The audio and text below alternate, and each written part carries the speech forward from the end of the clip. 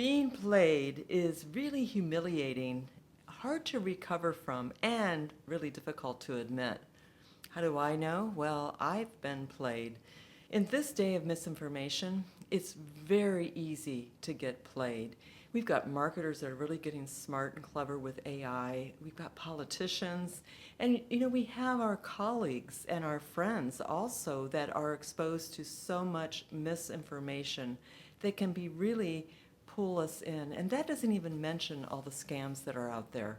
In this video, I am going to share with you 3 gifts that you can develop because of misinformation, and it'll improve every aspect of your life. I have a vision that we've gone from information age to misinformation age, and the next age is going to be one of authentic connection and communication.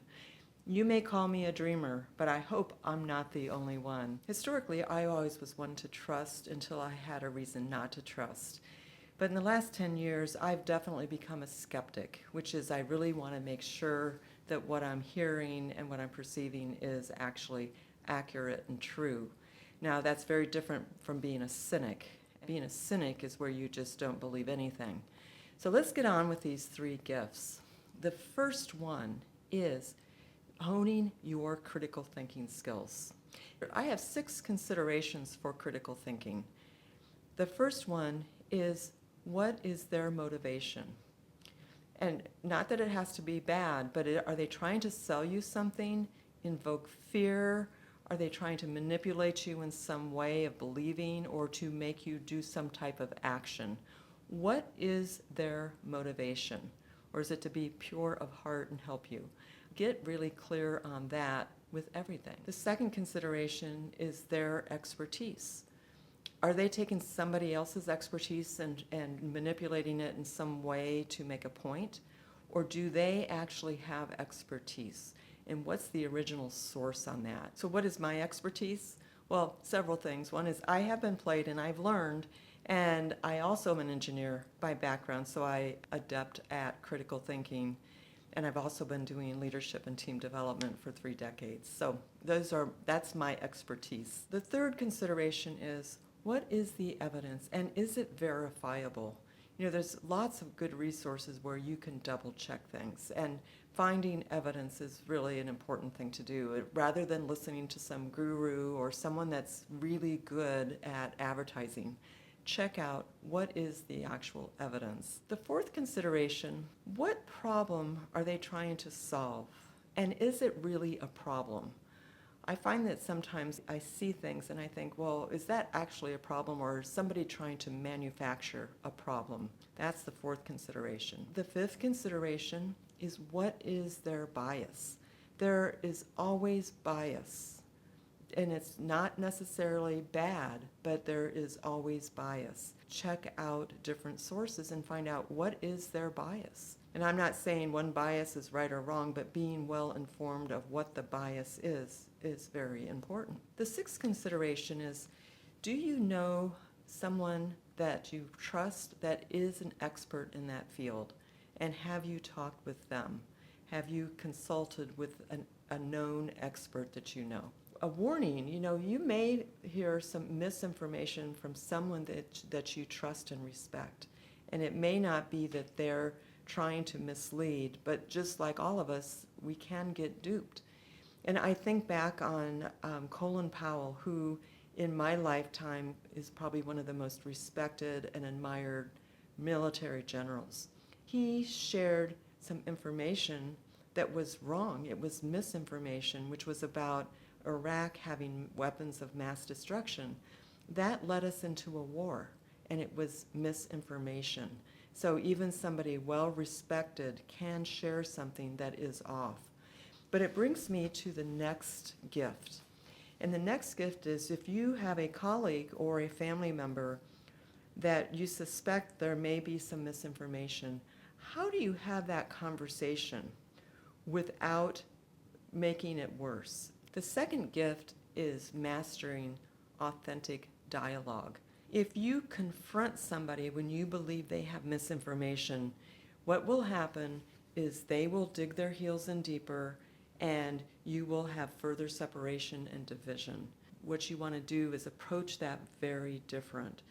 In my work in Spiral Impact, I have certain keys that I teach, and 3 of them that are really important for authentic dialogue is first, check your intention and be really honest with yourself.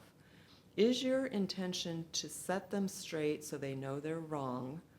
If it is, you will make further polarization and create further separation. But if your intention is to first seek understanding of how they came about what they are sharing with you or what they are believing, so you can help them actually go through some critical thinking of what that actually is, you will be much further ahead and be able to come together and not get played. So the second part of that is to be very centered. And that's a concept of really being the calm eye of the storm. So everything around you is a lot of turbulence, but you're that calm eye that has perception. And when you're in that calm space, you're not pushing or pulling them into some other idea. You're just really right there, so you invite them to come into that conversation. I explore that more in my videos and in my courses. So the third thing you want to do is you want to ask open-ended questions so you can actually learn. Things like, help me understand how you came to that conclusion. What information have you come across? Who do you know that knows more about this that we can talk to? Have you considered blah, blah, blah, blah? So you want to avoid asking why questions because those tend to create a defense. Using those 3 elements, you can have some pretty good dialogue. So again, intention, being centered, and asking open-ended questions so you can really learn. So when you approach those disagreements with empathy and curiosity, it really can bring everyone together, and you might even find out that you've got something that's off too. This brings us to the third gift of developing discernment. Discernment goes beyond critical thinking, and discernment really brings together all your values and your intuition and your gut feelings. It's a really deep gut check. So based upon all of your history and all of your experience and who you are and what you believe in, there's that place you are that's discernment. Because sometimes the facts may not represent everything, but your discernment will. You know, have you ever made a decision or listened to somebody and believed something only later to find out that they were wrong or there was something missing and that you got played?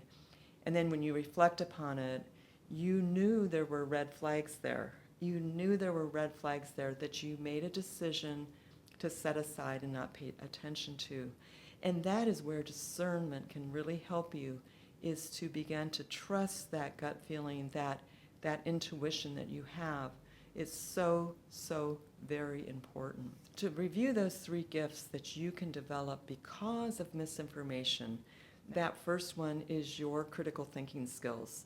Hone those so they're better. The second one is having authentic connection and dialogue. And the third one is really developing your discernment. Misinformation is probably not going to go away. It'll probably be around here, but the better we get at spotting it and avoiding it, perhaps it'll play less of a role in our lives. So I invite you to join me in my vision. We were in an information age, now we're in a misinformation age, and let's make the next age one of authentic connection so that we can go forward. Join me. I may be a dreamer, but I hope I'm not the only one. Thank you so much for joining me here. If you like this, if you find it valuable, please like and subscribe. If you would, please share and let me know what comments and questions you have. Thank you so much for being here. Until next time, thank you so very much. Bye-bye.